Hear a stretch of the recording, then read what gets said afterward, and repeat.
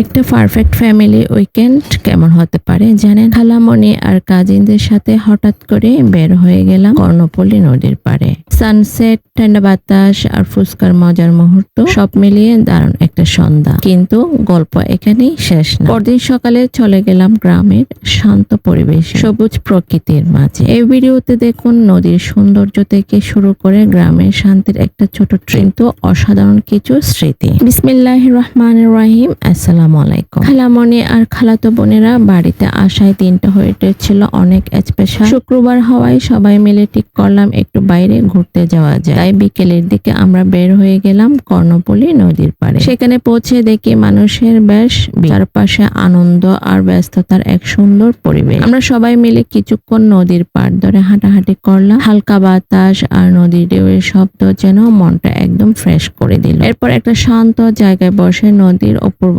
সৌন্দর্য উপভোগ করছিলাম। সূর্য ডুবে যাওয়ার সময় আকাশের রং আর নদীর সৌন্দর্য একদম মন ছুঁয়ে যায়। সন্ধ্যার পর আমাদের ছোট্ট একটা ফুড ব্রেক। সবাই মিলে ফুচকা খাওয়া, মজার গল্প, হাসাহাসি আর ফুচকার টক ঝাল স্বাদ সব মিলে মুহূর্তটাই ছিল একদম পারফেক্ট। দিন শেষে সুন্দর স্মৃতি নিয়ে আমরা সবাই বাসায় ফিরে আসি।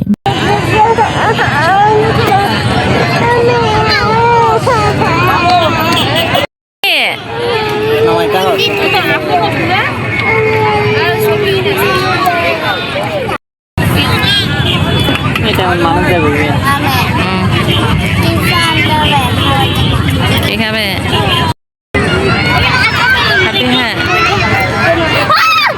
হ্যাঁ মানে আমরা কোথায় আসছি?